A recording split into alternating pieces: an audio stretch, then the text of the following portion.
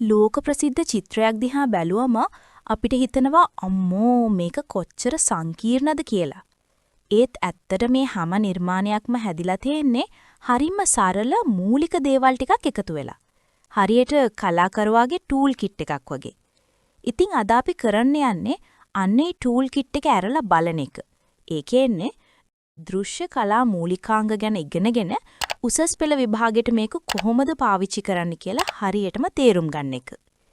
මෙන්න බලන්න මේ වගේ නිර්මාණයක් දිහා. හිතන්න මේක පටන් ගන්න ඇත්තේ සුදුම සුදු හිස් කැන්වස් එකකින්.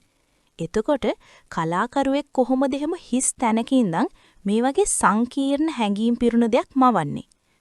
අන්න ඒක තමයි අපි අහන්න ඕනේ ලොකුම ප්‍රශ්නේ.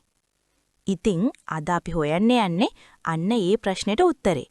කොච්චර සංකීර්ණ නිර්මාණයක් වුණත් ඒක ගොඩ නැගිලා තියෙන මූලිකම අත්තිවාරම මොකක්ද?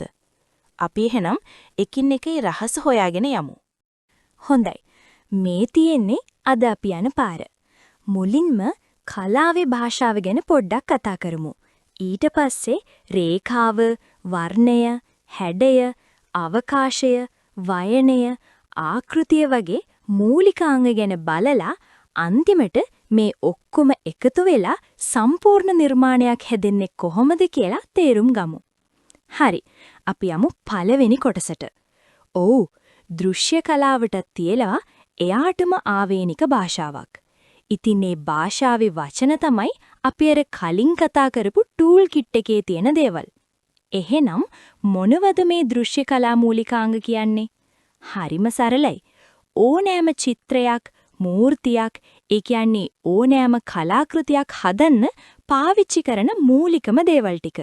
හරියට බිල්ඩින් එකක් හදන්න පාවිච්චි කරන ගඩොල් ටික වගේ තමයි.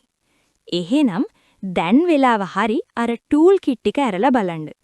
මුලින්ම අපේ අතට අහුවෙන ප්‍රධානම බලවත්ම මෙවලම් දෙකක් තියෙනවා. ඒ තමයි රේඛාව සහ වර්ණය. රේඛාව. ඇත්තටම මේක තමයි කලාවේ තියෙන සරලම මූලිකාංගය.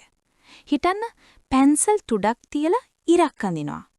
අන්නේ චලනය වෙන ලක්ෂයේ ගමන් මග තමයි රේඛාවක් කියන්නේ. හරිම සරලයි වගේ පෙනුනට අපේ සාම්ප්‍රදායික මහනුවර යුගයේ බිතුසිතුවම් වල ඉඳලා අද තියෙන නූතන නිර්මාණ දක්වාම මේ රේඛාව කොයිතරම් බලවත් විදිහට පාවිච්චි වෙනවද? මෙන්න මේක හොඳට බලන්න. මේක හරිම වැදගත්. තිරස් රේඛාවක් දිහා බලද්දි නිකන් සංසුන් නිසල හැඟීමක් එනවා නේද? මුහුදේ චිතිජේ වගේ. එතකොට සිරස් රේඛාවක් ඒකෙන් ශක්තිමත් ස්ථාවර බවක් දැනෙනවා. හැබැයි අර විකර්ණ, ඒ කියන්නේ ඇල රේඛාව දිහා බලන්න. අන්න ඒකෙන් තමයි චලනය, වේගය, සමහර වෙලාවට නොසන්සුන්කම වගේ හැඟීම් මතු කරන්නේ.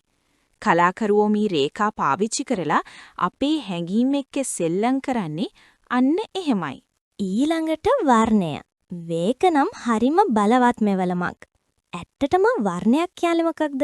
ඒක ආලෝකයත් එක්ක බැඳිලා තියෙන දෙයක්. වස්තුවක මතු පිට වැදිලා ආලෝකය ආපහු පරාවර්තනය වෙනකොට තමයි අපේ ඇහැට පාට පේන්නේ. හැබැයි ඒ විද්‍යාවට වඩා වැදගත් දේ තමයි වර්ණයට පුළුවන් අපේ හැඟීම් ක්ෂණිකව වෙනස් කරන්න. නිර්මාණයක මුළු මූඩ් එකම තීරණය කරන්න. හරි. දැන් අපි පාට ගැන පොඩි පාඩමක් කරමු. බලන්න. රතු, කහ, නිල් මේවට අපි කියනවා ප්‍රාථමික වර්ණ කියලා. ඇයි දන්නවද? මොකද වෙන පාට කලවම් කරලා මේ පාට තුන හදන්න බෑ. හැබැයි මේ තුනෙන් අනිත් පාට හදන්න පුරුවන්. උදාහරණයක් විදිහට කහයි නිලුයි එකතු කරාම මොකද වෙන්නේ? ඕ කොළ පාට හැදෙනවා. අන්න ඒ වගේ හැදෙන පාටවලට තමයි අපි ද්විතීයික වර්ණ කියන්නේ. වර්ණ චක්‍රයේ පටන් ගන්නම මෙතනින්. පාටවලට අපේ මනසට බලපෑම් කරන්නත් පුළුවන්. බලන්න රතු, තැඹිලි, කහ වගේ පාට. අපි ඒවට කියන්නේ උණුසුම් වර්ණ කියලා. ගින්දර වගේ. ඒවයින් ශක්තිය, උණුසුම, සතුට වගේ හැඟීම් එනවා. අනිත් පැත්තෙන් නිල්, කොළ, දම් වගේ පාට. ඒවට කියන්නේ ශීත වර්ණ කියලා. වතුර වගේ. ඒ වගින් එන්නේ සංසුන්, නිශ්චල හැඟීමක්. අපේ ජෝර්ජ් කීට් වගේ ශ්‍රේෂ්ඨ කලාකරුවෝ තමන්ගේ නිර්මාණවලට ජීවයක් දෙන්න මේ උණුසුම් සහ ශීත වර්ණ කොයිතරම් දක්ෂ විදිහට පාවිච්චි කළාද කියලා මතක් කරගන්නකෝ. හොඳයි. රේඛාවයි වර්ණයයි ගැන අපි දැන් දන්නවා. දැන් අපි බලමු කලාකරුවෙක් Tamanගේ නිර්මාණයේ ඉඩවෙන් කරගන්නේ. ඒ කියන්නේ ඒක ගොඩනගන්නේ කොහොමද කියලා. ඒකට අවශ්‍ය මෙවලම් දෙක තමයි හැඩය සහ අවකාශය. හැඩය. මේක ද්විමාන දෙයක්. ඒ කියන්නේ 2D. දිගයි පළලයි විතරයි තියෙන්නේ. ගැඹුරක් නැහැ. හැඩ ප්‍රධාන වශයෙන් වර්ග දෙකයි. එකක් තමයි ජ්‍යාමිතික හැඩ. ඒ කියන්නේ හතරස්, ත්‍රිකෝණ, රවුන්ඩ් වගේ නීතිගරුක හැඩ. අනික තමයි කාබනික හැඩ. ඒ කියන්නේ කොළයක්, වලාකුළක් වගේ ස්වභාවික නිදහස් හැඩ. අපි 43 කණ්ඩායමේ කලාකරුවන්ගේ නිර්මාණ බැලුවොත් කියුබිසම් ආభాෂය නිසා මේ ජ්‍යාමිතික හැඩ කොච්චර පාවිච්චි කළාද කියලා පැහැදිලිව පේනවා. මෙන්න බලන්න පැහැදිලි උදාහරණ දෙකක්. එක පැත්තක තියෙනවා හරිම පිළිවෙලකට නිර්වද්‍යව ඇඳපු ජ්‍යාමිතික හැඩ. අනිත් පැත්තේ තියෙන්නේ කිසිම නීතියකට කොටු නොවුණු ස්වභාවිකව ගලාගෙන යන කාබනික හැඩ. නිර්මාණයක් තේරුම් ගන්න මේ හැඩ වර්ග දෙකේ වෙනස අඳුර ගන්න එක හරිම වැදගත්. අවකාශය ගැන කතා කරද්දී ධන සහ ඍණ අවකාශය කියන දේ දැනගන්නම ඕනේ. ධන අවකාශය කියන්නේ කලාකෘතියේ ප්‍රධානම වස්තුව, නැත්නම් චරිතය. ඍණ අවකාශය කියන්නේ ඒ වටේ තියෙන හිස් ඉඩ. හැබැයි ඒක නිකම්ම හිස් ඉඩක් නෙවෙයි. දක්ෂ කලාකරුවෙක් මේ හිස් ඉඩත් පාවිච්චි කරනවා. සමබර නිර්මාණයකට මේ ප්‍රධාන වස්තුව වගේම ඒ වටේ තියෙන හිස් ඉඩත්, ඒ කියන්නේ ධන සහ ඍණ අවකාශ දෙකම එකසේ වැදගත්. හරි. අපි මෙච්චර වෙලා කතා කළේ තැතලි, ඒ කියන්නේ 2D දේවල් ගැන. දැන් අපි බලමු නිර්මාණයකට ගැඹුරක්, ඒ කියන්නේ 3D ගතියක් එකතු කරන්නේ කොහොමද කියලා. ඒකට ඕන කරන මූලිකාංග දෙක තමයි වයනය සහ ආකෘතිය. ආකෘතිය කියන්නේ ත්‍රිමාණ, ඒ කියන්නේ 3D දෙයක්. ඒකේ තේරුම තමයි ඒකට උසයි, පළලයි, ඒ වගේම ගැඹුරුකුත් තියෙනවා. මේ රූප සටහන බලන්නකෝ.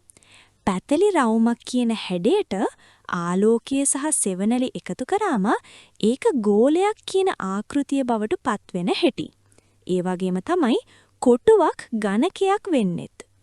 වයනය එහෙම නැත්නම් ටෙක්ස්චර් එක මේකෙන් කියවෙන්නේ යම්කිසි මතු පිටක ස්වභාවය කොහොමද කියන එක. මේකත් වර්ග දෙකක් තියෙනවා. එකක් තමයි සත්‍ය වයනය. ඒ කියන්නේ අපිට ඇත්තටම අතගාලා බලන්න පුළුවන් රළු සිහින් ගතිය, මූර්තියක වගේ. අනිත් එක තමයි මායාත්මක වයනය. ඒ කියන්නේ චිත්‍රයක ඇත්තටම නැති වුණත් අපේ ඇහැට පේන රළු බව හෝ සිනිඳු බව. චිත්‍ර ශිල්පීන් තමයි මේ මායාව මවන්න දක්ෂම අය. මෙන්න බලන්න ස්වභාවික සහ කෘතිම වයනයන්ට උදාහරණ. ගහක පොත්ත, ගලක්, පැලණු පොළවක් වගේ දේවල් තමයි ස්වභාවික වයනය.